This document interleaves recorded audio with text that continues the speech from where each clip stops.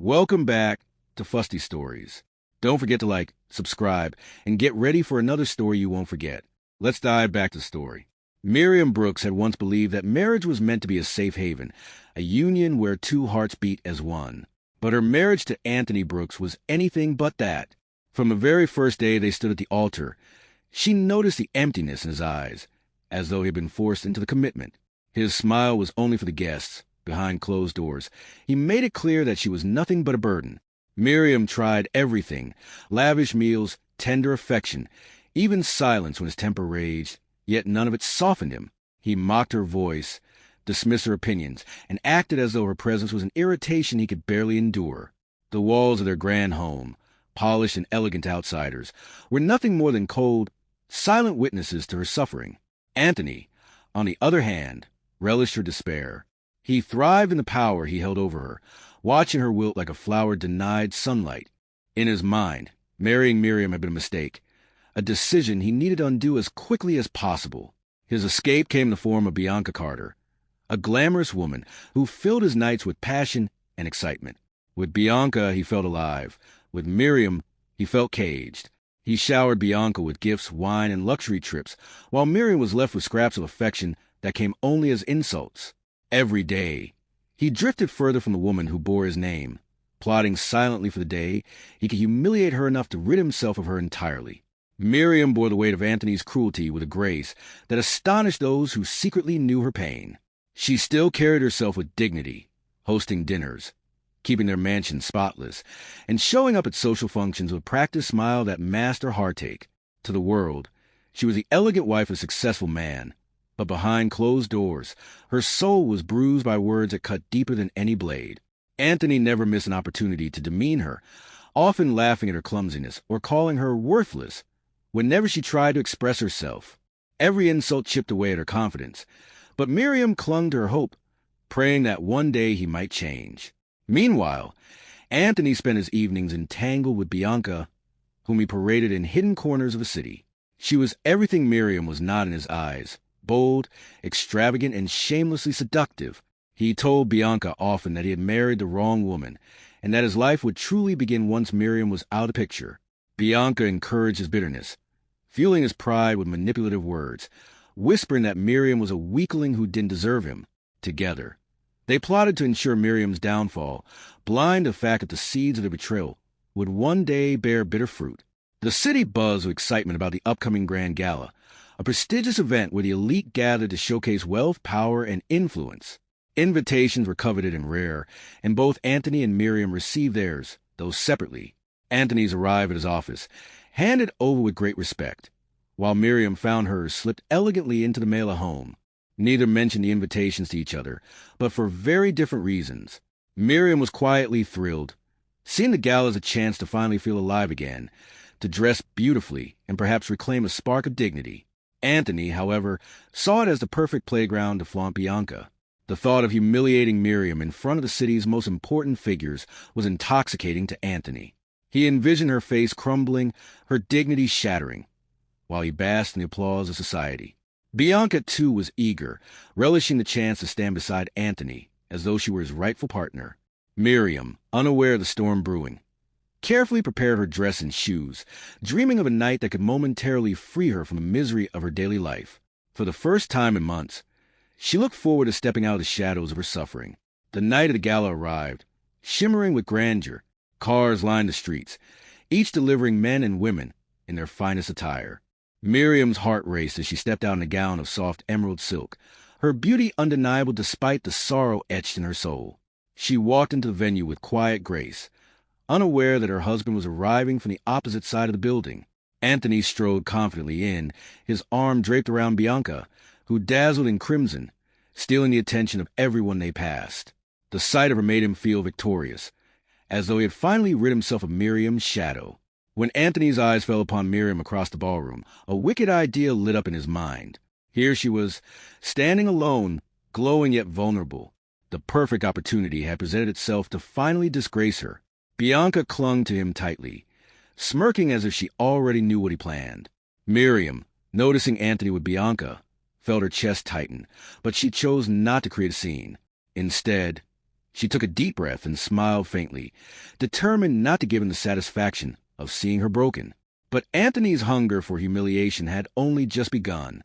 As the master of ceremonies welcomed the crowd and invited anyone to give a speech of gratitude, Anthony's hand shot into the air with startling eagerness. Miriam froze instantly, her heart sinking. She knew her husband too well, and the sight of him rising confidently to the stage filled her with dread. Bianca's smirk widened as she watched from below, already savoring the moment Miriam would be disgraced. Anthony took the microphone, his voice booming with false warmth. He began by praising Miriam. He spoke of her beauty, her grace, her sacrifices as a wife. For a moment, Miriam's fear melted into fragile hope. Could this be the night he finally acknowledged her worth? Her eyes glistened with unshed tears as the audience clapped at his affectionate words. She wanted so badly to believe that perhaps, just perhaps, he had changed. But just as her heart began to lift, Anthony's voice sharpened. With a cruel laugh, he declared, "But what good is a beautiful wife if she is nothing but a lunatic?" The room gasped. Miriam's world shattered, her hope crumbled, and she fled the ballroom in tears as laughter echoed behind her. Miriam stumbled into the night, the cool air striking her tear-streaked face. The humiliation was unbearable. Every whisper, every mocking glance from the crowd replayed in her mind like a haunting melody. She had endured years of Anthony's cruelty, but this public humiliation at the hands of the man who vowed to protect her was the final straw. No amount of love, patience, or prayer could fix what had been shattered beyond repair. In that moment, she vowed never to let him break her again. The next morning, Miriam walked into her lawyer's office with trembling hands but a firm voice. "I want a divorce," she said. Anthony, upon receiving the papers, laughed so hard he nearly spilled his drink. "Finally," he scoffed, mocking her as though she were a child throwing a tantrum. To him, it was a victory. He believed she had nothing, no wealth, no strength, no future. He bragged to Bianca that he was free, celebrating Miriam's departure as though it were the greatest gift. Little did he know, Miriam carried a secret that would one day change the course of his life forever. Away from Anthony's toxic shadow, Miriam found herself in quiet solitude. Though the divorce had drained her emotionally, it also gave her a newfound strength. She began rebuilding her life, focusing on herself for the first time in years. Yet, as weeks passed, she discovered something that left her trembling. She was pregnant. The realization filled her with both fear and joy. Fear because Anthony would mock her further if he ever knew. Joy because in her womb grew a child who would one day bring light into her world. Miriam decided to keep the pregnancy a secret. She withdrew further from society, dedicating herself to nurturing the fragile life inside her. Nights were difficult. She often woke up crying, haunted by the memory of Anthony's words. But each morning, she pressed her hands to her belly and whispered, "You are my reason to keep going." The child became her source of hope, her anchor in the storm. Anthony celebrated his freedom with Bianca, parading her openly now that Miriam was gone, never suspecting that a piece of his bloodline was growing in the woman he had discarded.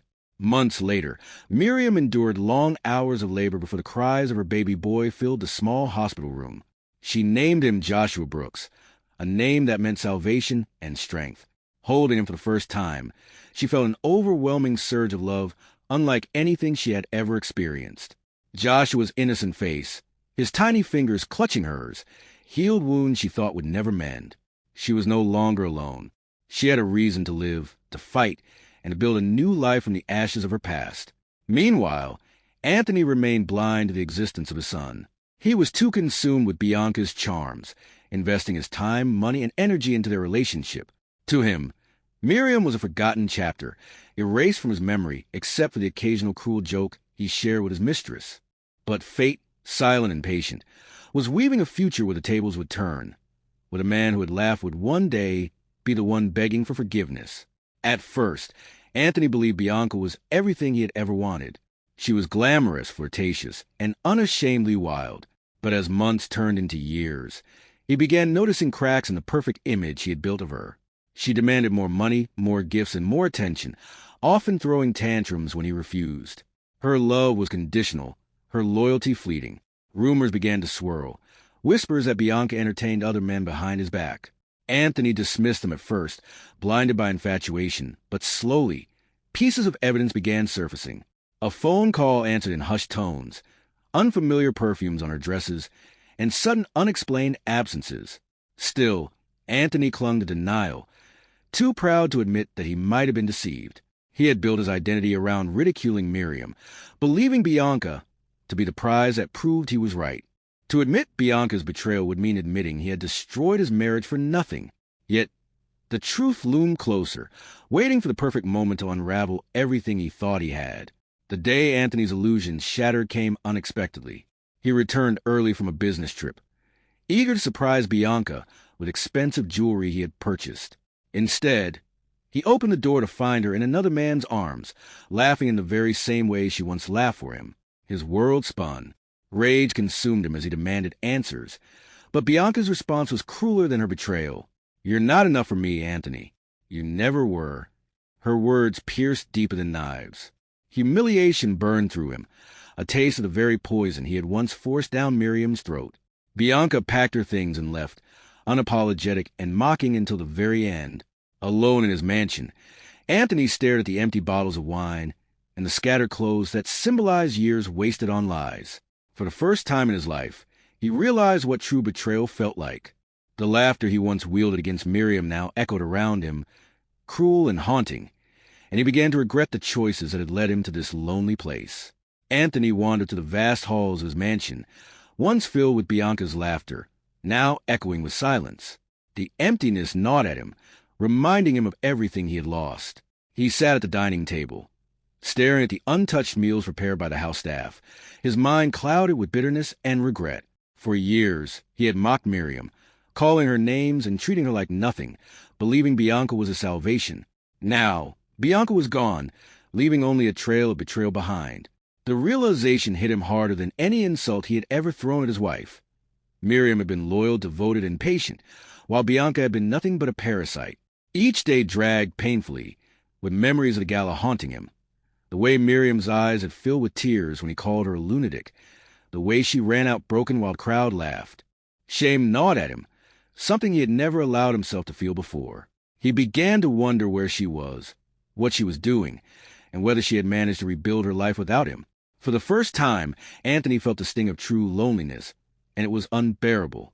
Fate has a strange way of forcing people to confront their mistakes. One afternoon, as Anthony walked through a quiet neighborhood, he saw a familiar figure leaving a grocery store. Miriam. She carried a small bag and held the hand of a little boy with striking eyes and a smile that radiated innocence. Anthony froze, his heart racing as he watched the two of them.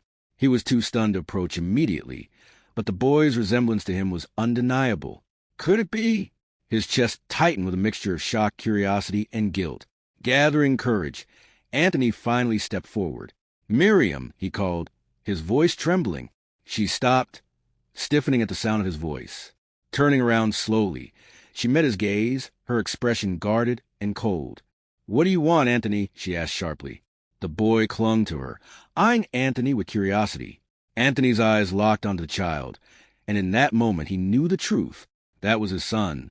But Miriam's glare warned him that this discovery would not grant him instant forgiveness. Instead, it would only open a deeper wound he had inflicted years ago. Anthony struggled to find words, his throat dry as he pointed toward the boy. Is he mine?" Miriam's eyes blazed with anger, and for a long moment she said nothing. The silence was louder than any answer. Yet when she finally spoke, her words were sharp enough to pierce his heart. "Yes, Anthony. His name is Joshua, your son. But don't think for 1 second that gives you the right to walk back into our lives." Anthony staggered back, overwhelmed by the revelation. A son, a child he never knew existed, growing up without his father's love. Miriam bent down and whispered something to Joshua before walking away, her back straight and her head held high. Anthony remained frozen, regret and shame crushing him like a tidal wave. He thought of all the nights Miriam must have cried alone, the sacrifices she must have made to raise Joshua without him. He had traded his family for fleeting lust, and now the cost of his arrogance stood before him in the form of a child who barely recognized him. For the first time, Anthony felt truly small. Days turned into restless nights as Anthony replayed the encounter over and over. He imagined what it must have been like for Miriam, pregnant, alone, abandoned by the man who should have protected her. He pictured her holding their baby without his support, enduring sleepless nights while he was out lavishing Bianca with gifts. The shame was unbearable. He couldn't eat, couldn't sleep, his mind consumed with regret. For years he had mocked Miriam, and now he realized she had been the strong one all along. In his loneliness, Anthony tried to drown his guilt in alcohol, but no amount of wine could erase the images of Miriam's cold stare or Joshua's innocent face. He longed to make things right, but he knew forgiveness would not come easily. His arrogance had cost him too much. The once proud man who reveled in humiliation, now hid in the shadows, broken and desperate for redemption. The laughter he once enjoyed at Miriam's expense had turned into a haunting echo that followed him everywhere. Anthony could no longer bear the silence. He needed to see them again, needed to beg Miriam for a chance to explain. One evening, he stood outside her modest home, rehearsing words in his head. When she finally opened the door, her eyes widened in disbelief. "What are you doing here?" she asked coldly. Anthony dropped to his knees right there on her porch, his voice cracking as he said, "Please, Miriam, give me a chance to make things right. I know I don't deserve your forgiveness, but let me try." Miriam's heart twisted at the sight of him kneeling, but her resolve remained firm. "You broke me, Anthony. You humiliated me in front of the world. You abandoned me when I needed you most, and you let another woman take the place of your family. Now you want forgiveness? It doesn't work like that." Joshua peeked from behind her, his curious eyes fixed on Anthony. The sight of his son, watching him beg, only deepened Anthony's shame. Miriam shut the door slowly, leaving him kneeling in the cold night air, tears streaming down his face. Anthony remained on the porch long after Miriam closed the door, his knees aching and his pride shattered. The rejection cut deep, but he knew he deserved it. For once, he was forced to face the same pain he had inflicted on Miriam for years. He stumbled back home, haunted by the image of Joshua peering at him with confusion and distance. His son didn't even know him, didn't recognize him as a father, and the realization tore him apart. Inside his empty mansion, Anthony began to reflect on his choices. He remembered the night at the Gala when he called Miriam a lunatic, the crowd's laughter and her tears as she ran out. He realized that was the night he lost everything. He had mocked the very woman who had once believed in him, replacing her with a mistress who only used him. Now, all he had was regret, a gnawing ache that no wealth could heal. For the first time in his life, Anthony wished he could turn back time. Determined not to give up entirely, Anthony began finding excuses to pass by Miriam's neighborhood. He would sit in his car, watching from a distance as Joshua played outside. The boys' laughter filled the air, and Anthony's heart ached knowing he was a stranger in his own son's life. He longed to walk up to him, to hear Joshua call him Dad, but Miriam's warning echoed in his mind. She had made it clear that forgiveness would not come easily, if at all. Still, he couldn't resist small gestures.